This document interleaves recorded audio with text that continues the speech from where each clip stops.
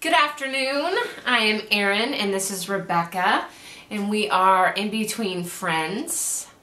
We talk about all things baby related, all things pregnancy related. We talk about birth plans today. I am in my third trimester. We have talked about they are upping the ante with me. Everybody wants to know what I'm thinking, specifically too because I have twins.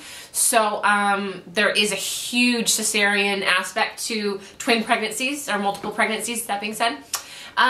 So I do everything. I Google it. I begin with Googling. And then I come to her because Google doesn't help me. And I get really frustrated because I want to specifically know what I should anticipate in preparing for a birth plan.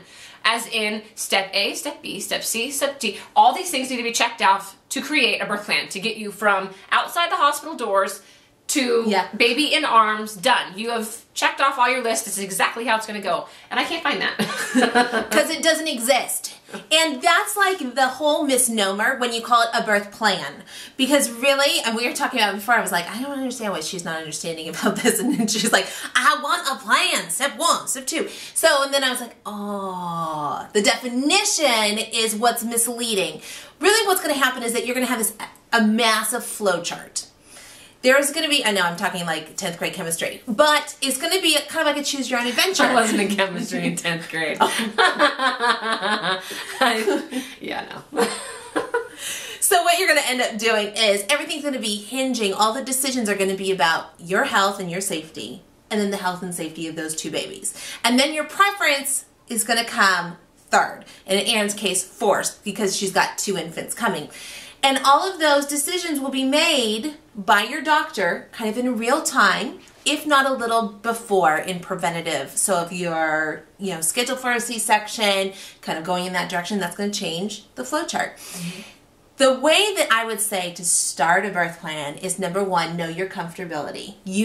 I want to try to have a vaginal birth. I want to try to do C-section. And fortunately, the OB that you kind of gelled with said, why not? If it's ready to go and they're good to go, let's try it. Who's to say? Meanwhile, your first doctor was like, no C-section, only C-section. Yeah.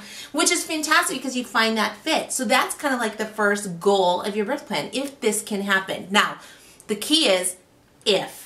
Yeah. If this can happen, then we would like this. However, if the heart rates are affected, if my health is affected, if I'm bleeding, if they're not dropping, if something's going wrong, that trumps all of my wants.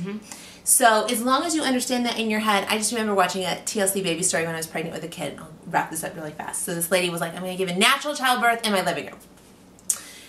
36 hours later, she got her epidural because she couldn't stand it in the hospital.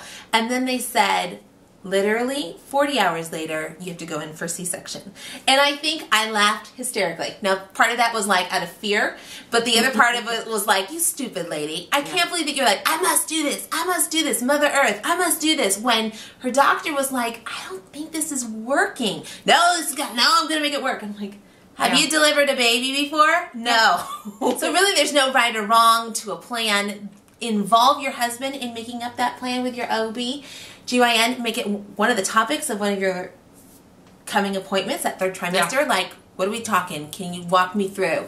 Here's my preference. What do you think would be best?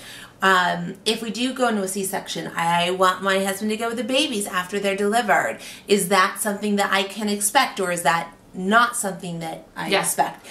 Again, those are figuring out what is allowed and what is not allowed and what your preferences are. And if something doesn't happen, then this. Again, it's that flow chart. I love it. She likened it to a choose your own adventure before. And I love that because I love choose your own adventures. But make sure you realize that those unfold as you're within the adventure. So maybe planning things to a T prior, which I tend to like to do as a teacher in me. I want to plan everything down to the minute. Not so necessary. So this is just the first step. I know, the first step of letting go. Yeah. You're letting it go. Right? And and I have to agree with you in regards to trust your doctor, listen to your doctor, and err on the side of safety for you and your child. Yes. That was one of my first areas of letting go, was just saying, you know what, with my very cautious doctor, if you're going to be there and you're more comfortable doing a C-section, and I'm not going to spend hours and hours arguing and arguing. I'm going to try and get my, try and get something through, but ultimately it's about the babies. So we loved having you here with us today. We hope that you're having an easy time planning the birth of your child or children, and we look forward to seeing you next time. Check out our vlog at www.inbetweenfriends.com and have a great day. Take care. Bye.